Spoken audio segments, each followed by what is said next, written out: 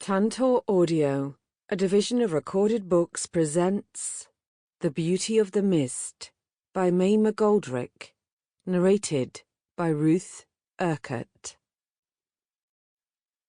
Prologue. Antwerp, the Netherlands, March 1528. Let the Scots come. Like the wings of a wounded raven, the black cloak fluttered madly about the running figure. Maria, Queen of Hungary, paused, pressing her exhausted body into the dark shadows of the shuttered brick townhouse. The flaring light of the torch that lit the street glistened off the wet stone of the alley, and the young queen tried to melt even deeper into the blackness. Straining, Maria could hear no sound of pursuers in the cold night air. Her jade eyes flashing, she peered back past the torch toward the gloomy walls of the palace, towering above the roofs of the sleeping town. Turning away, she could see the one finished spire of the cathedral rising before her. Unfamiliar with the twisting streets and alleyways of this town, or any other, Maria gazed up at the landmark she'd been told to follow. The houses and shops crowded her on every side, and as she ran, the cold damp air stabbed at her lungs. The sky above began to lighten, and she pushed herself onward, her feet flying over the slick stones. At the end of the twisting way, she slowed, before entering the open plaza around the cathedral. Beyond the stone walls of the huge church, black in the pre-dawn light, lay the harbour. She had to reach it before life in the palace began to stir, before the tide turned. There, by one of the stone quays, a longboat waited. A longboat that would take Maria to her aunt, to the strong, seaworthy ship that would carry them both far from the abhorrent marriage. She ran across the empty plaza, hugging the walls of the cathedral.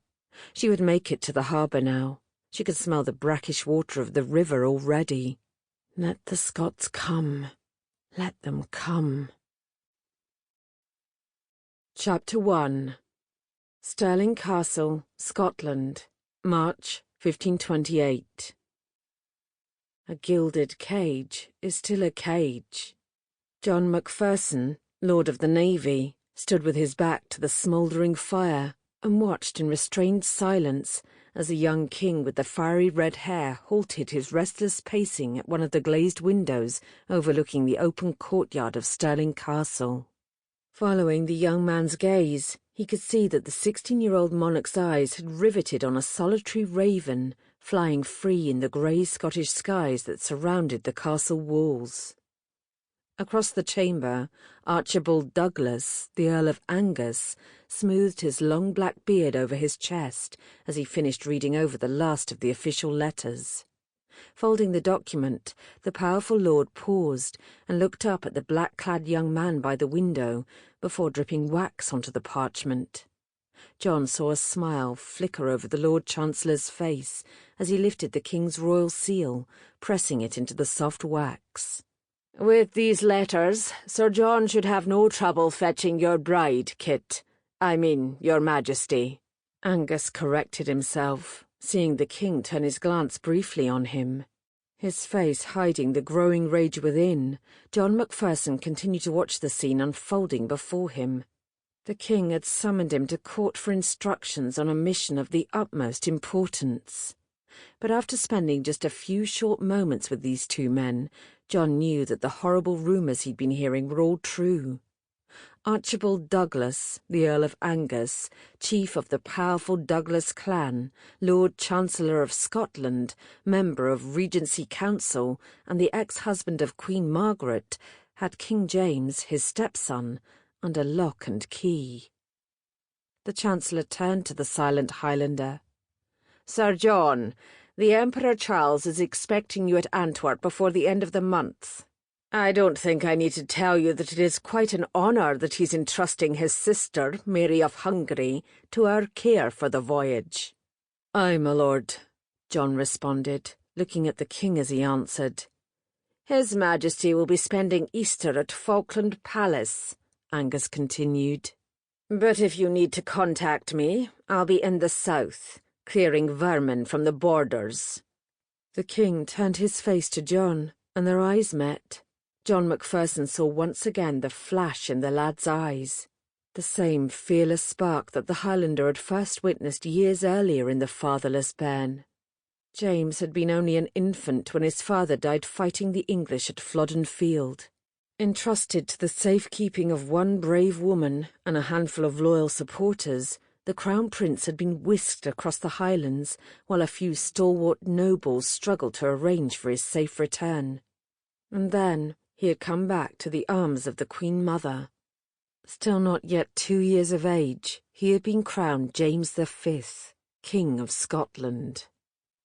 That was the day John Macpherson had first seen him, the day of his coronation, a mere bairn sitting on the high throne of a country in chaos. But everyone who had knelt before him, swearing their loyalty before God, had been struck with the clear knowledge that the boy was a Stuart. Silent, serious and steadfast through the course of the ceremony, Kit had shown them all that he had the blood, the courage and the intelligence of his forebears. He was the one who would carry on, the new king who would rise to save Scotland from her enemies, the one who would save Scotland from herself. John watched the king walk toward him, ignoring the Chancellor's continuing speech. The Lord Chancellor, the man who had married the Queen in her widowhood solely for the purpose of filling the power void that existed in Scotland after the devastating loss at Flodden Field. Everyone in Scotland knew that the union would bring the Douglas family power, and it did. The marriage gave the Earl of Angus control over the young king, and eventually put him in a position of absolute power to rule in his name. And from what John had been hearing, since the Queen Mother requested that the Pope annul her marriage to the man, the Lord Chancellor had been tightening his control of the young king and guarding him fiercely. John knew, as did everyone else, that there was no one strong enough to challenge the Lord Chancellor. Little more than a year ago, several thousand men had tried at Linlithgow, but they'd failed. And as he cut them down in their blood, Angus had claimed that he was only protecting the crown. John straightened as the red-haired king halted before him. The Highlander towered over the young man, but their eyes never left each other's face. "You think me weak, Jack Hart?" the king asked. Jack Hart. John smiled. He hadn't heard the nickname for some time, not since the days when the boy king had been under the protection of the Queen Mother. Then James was far less restricted in his liberties, and John taught the lad to sail amid the whitecaps off Queen's Ferry.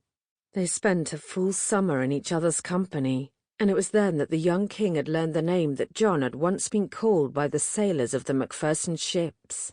It became a term of endearment between the two, though few even recalled the name anymore. Even fewer would have dared address the fierce lord of the navy in so familiar a manner, except Kit. "Then you agree?" said James. "Never," John answered. "You are not weak, lad, only trapped." "My father would have handled it differently." "Your father was never separated from his people, nor imprisoned at your age," John continued with more assurance, "and as much as I loved him as a king, he had his flaws." "But he was a soldier. My father had courage, as you have courage." James stared at the commander's tartan. "If you were in my position, you would never have accepted this fate." "But, my lord—" "Jack Hart," the young king cut in. "You were barely a year older than I was when you stood your ground in the mud beside my father at Flodden Field. You have courage, John. You have determination. You have heart. I lack these things." "Only in your own eyes, my lord. In the hearts of all loyal Scots, you are our king and our future." James gazed up at John, a wistful look flickering across his face. "I don't want to be a disappointment to my people." "You won't be, sire," John answered in earnest, seeing the lad's distress. The young king almost reached his shoulder now. But he was so young, too young perhaps to battle the evil that perched at his right hand. "You'll overcome this difficulty, and your triumph will win the heart of every Scot. You'll take your throne when the time is right, and then the accounts of your bravery, The tales of your generosity, the recital of your acts of goodness, will far exceed any standard set by your father and their fathers in this land. Always remember this, Kit. Your people see the promise. That is why they want you." James looked up trustingly. "I'll do my best not to disappoint them. I'll slip this trap." "Like the fox himself." John's eyes shone with affection. "Like my father." A perceptible change came over the young man's face. "Aye, Jack. Then you'll bring her to me." "If that's your wish." John paused, casting a casual glance at the Chancellor, who was eyeing them suspiciously from across the room. "Of course, we could devise other means, other ways to bring an end to this undesirable situation." The young king smiled sadly, looking down at his untried hands. "If it were only that simple. But if we were to go that way, then it'd mean that others will need to fight my battle. Others like you, Jack Hart. But if I were free—" John waited for him to continue, but Kit changed his course. "He has given word to me and to the council that he'll step aside after this marriage takes place." The young man gave a glance over his shoulder. "It's the best way. I don't wish that any more blood of innocent Scots be shed while any other way exists to settle this unholy affair. This is my responsibility, Jack. This is something I can do. This is the first chance for me to show my will, my strength. This means everything to me." "But at your young age, you're willing to marry someone you've never known, never seen." "For the good of Scotland, I shall. And it will bring me one step closer to my people." The lad's eyes lit up at the thought. "Please, Jack, I need this chance." John nodded in response. "Bring her here, Jack." The young man placed his hand on the Highlander's arm. "I'll wed her. It's God's will." The Chancellor stalked briskly across the room, and John took the sealed letter from his hand. Archibald Douglas's voice was cool, and his gaze steady.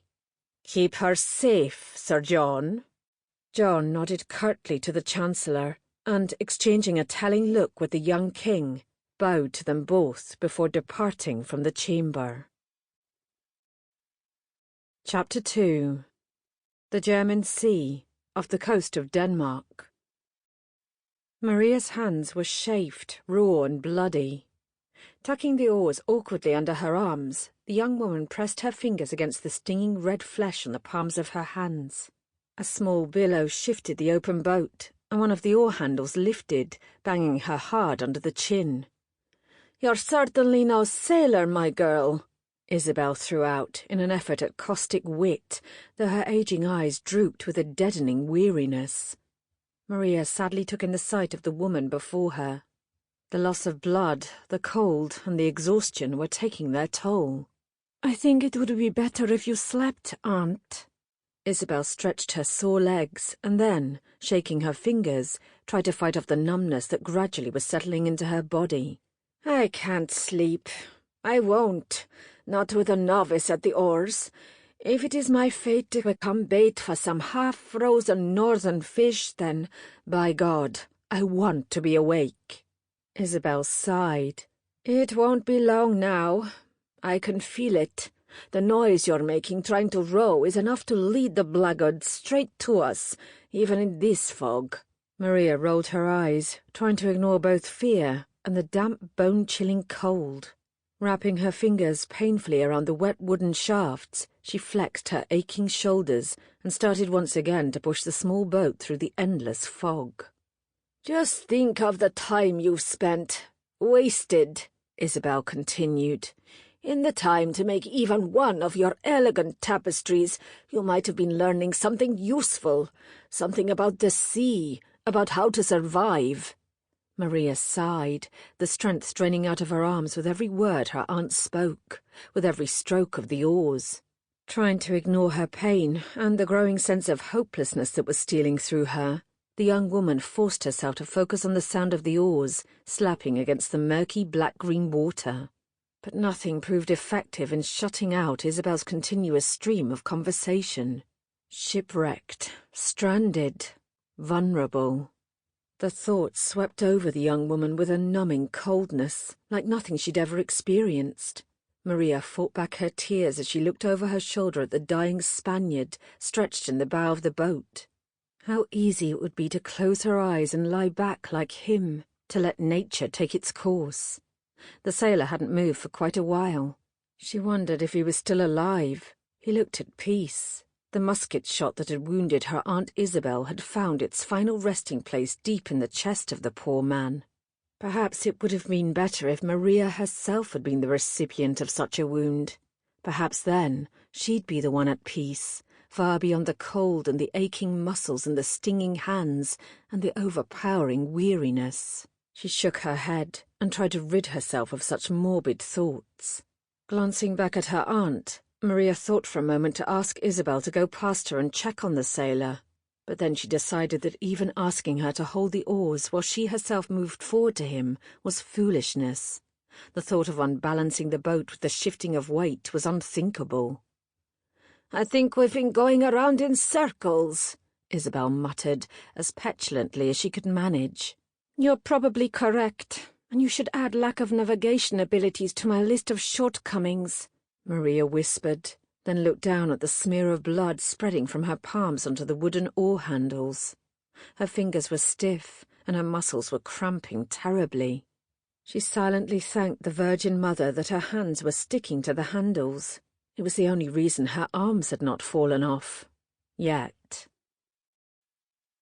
John Macpherson peered in vain through the dense fog that enshrouded the great Michael. Turning his eyes upward, he gazed for a moment at the mists that threaded in and out of the rigging, obscuring even the banner that he knew must be hanging limply at the top of the mainmast. In this inconstant March weather, there was no telling when a fog would lift. Becalmed not long after sunrise, the ship had quickly been surrounded by the enveloping mist. It had rolled in like some heavy fleece and tucked around them. John had taken one last look at his other 3 ships, bobbing on the flat sea a half-mile or so away. As the morning had slowly passed, the sound of muffled cannon fire had signalled a fierce battle being waged far to the south. But John and his crew had heard nothing now for hours. The ship's master turned his gaze to the south once more. As if reading his thoughts, David Maxwell, the ship's navigator, stepped up to the railing. "If we hadn't run into this windless fog, we might have found ourselves in the middle of a lovely fight." "Aye, David," John returned with a side look. "Not exactly the kind of action we were planning on this trip." "Then, as ungodly as this dismal mess seems, perhaps there's something providential in it, eh?" "Perhaps so, Davy," John said, turning to acknowledge the short, thick-set man who was plodding toward them. It occurred to him once again that throughout the early going of this journey he couldn't turn around without finding Sir Thomas Maule a step away. Colin Campbell, the Earl of Argyll, had cautioned him about this beforehand, but John had not wished to make changes in their travelling plans. After all, Sir Thomas, despite the extreme possessiveness he demonstrated in matters regarding what he considered his own, was a good man, and the Highlander didn't want the ageing knight excluded from the honour of bringing home Scotland's next queen. Truthfully, John knew the problem didn't lie with Sir Thomas. The difficulty lay in the fact that Sir Thomas's bride, who was accompanying them on this journey, was none other than Caroline Douglas, a woman known as John Macpherson's former mistress. But as far as John was concerned, everyone was also well aware that the rocky affair between them had ended long before the lady accepted the hand of Sir Thomas Maule in marriage. "Well, navigator," the stocky man queried, "how far to the south do you think those guns were this morning?" "Hard to tell, Sir Thomas," David responded. "As any sailor knows, the fog can do tricky things to the sound. That fighting could have been 10 leagues south of us, or 2. I wouldn't want to wager my share on a guess about it." "I should have hoped for a better report than that, lad, but perhaps you're lacking in experience." Sir Thomas Maule turned in the direction of the ship's commander. "And you, Sir John? Would you care to wager on the distance?" "Nay, I agree with David," John responded. We'd be fools to let down our guard completely, assuming them far away. Whoever they were, the chances are that one of them tasted blood and may be hungry for more. And we'd be fools to assume them too close, losing all sense and exhausting our men with extra watches for no purpose. The fog will shield us from them for now. And when the mists lift and we get some wind in our sails, we'll have time enough to decide whether we need to fight.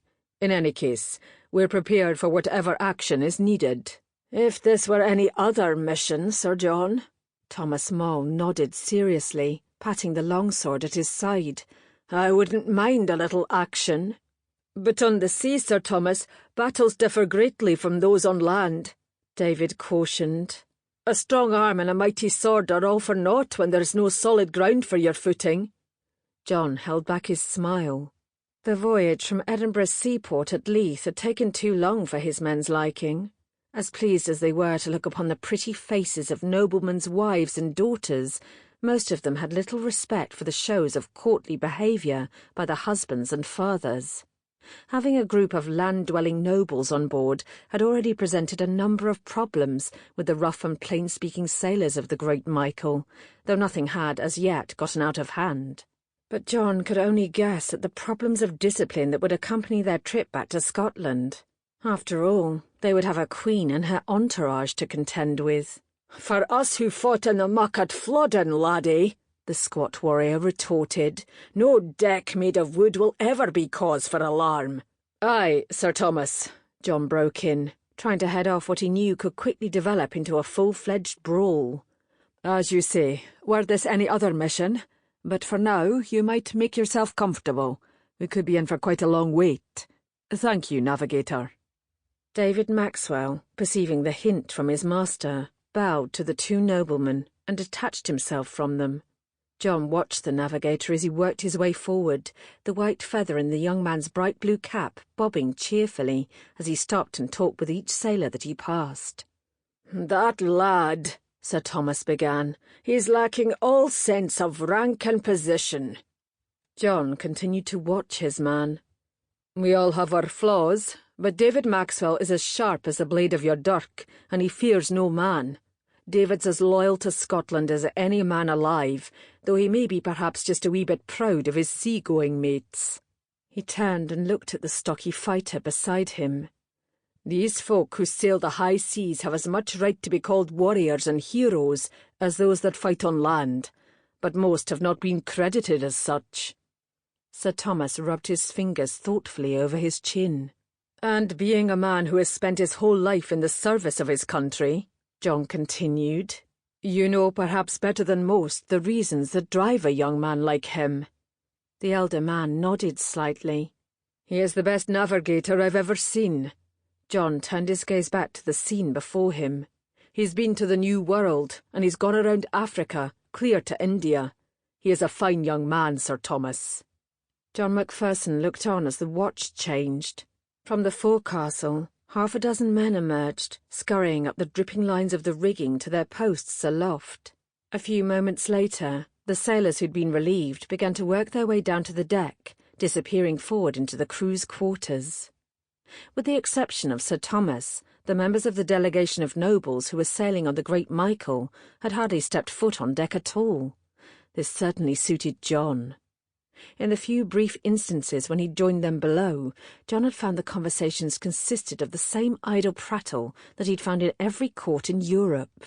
The last time the Highlander went below decks, one of the ranking nobles tried to engage his opinion on Mary of Hungary and her apparent inability to bear any children by her late husband. A bad sign, the nobleman had whispered to those around the table.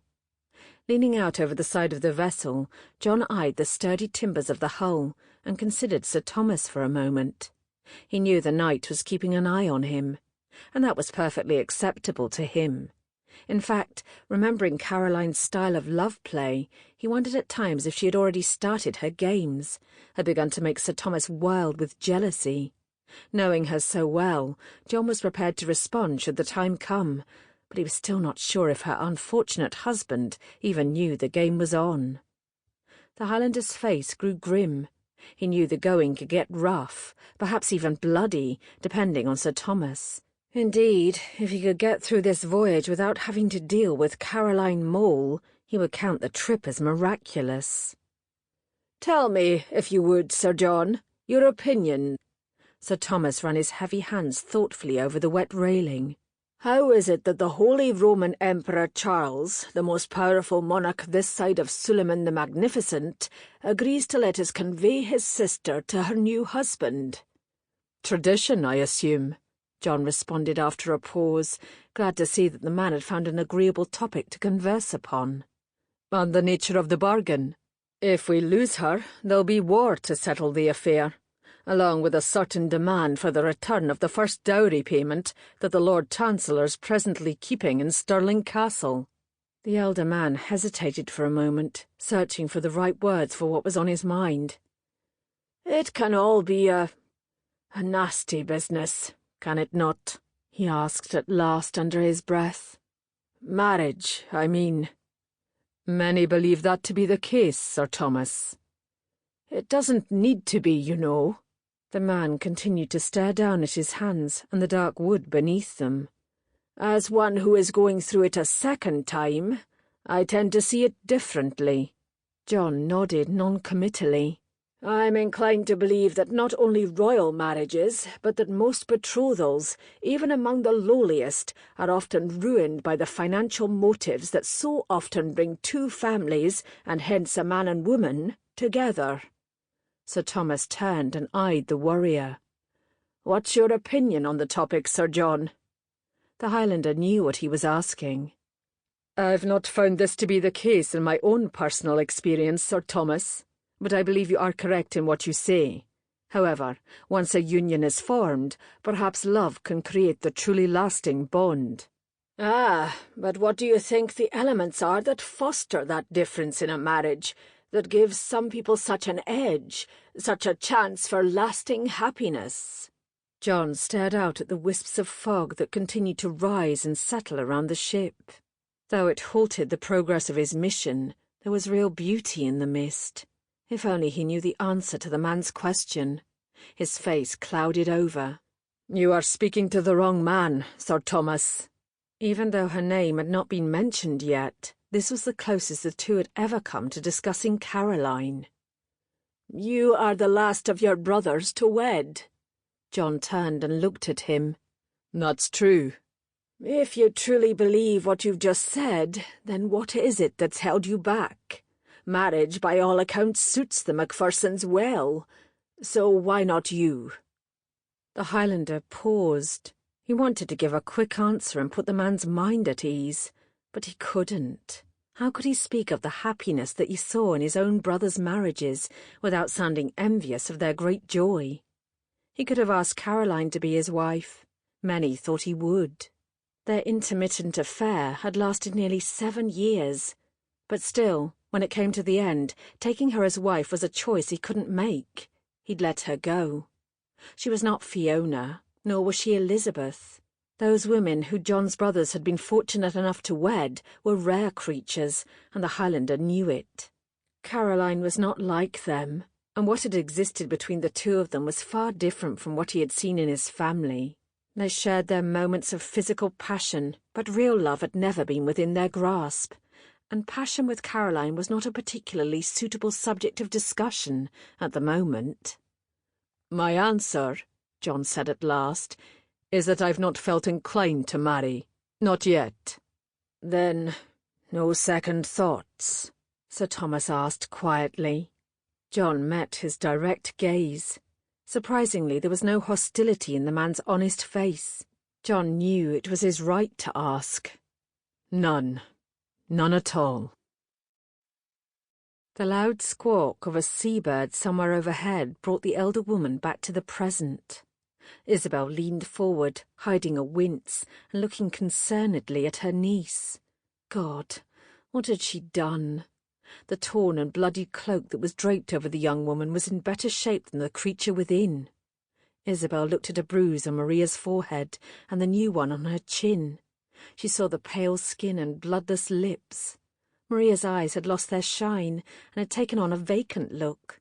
She could hardly believe this was the same princess and queen, the same woman renowned for such flawless beauty. Isabel inwardly cursed herself for seeking out the child, for suggesting that if she was... Sample complete. Ready to continue?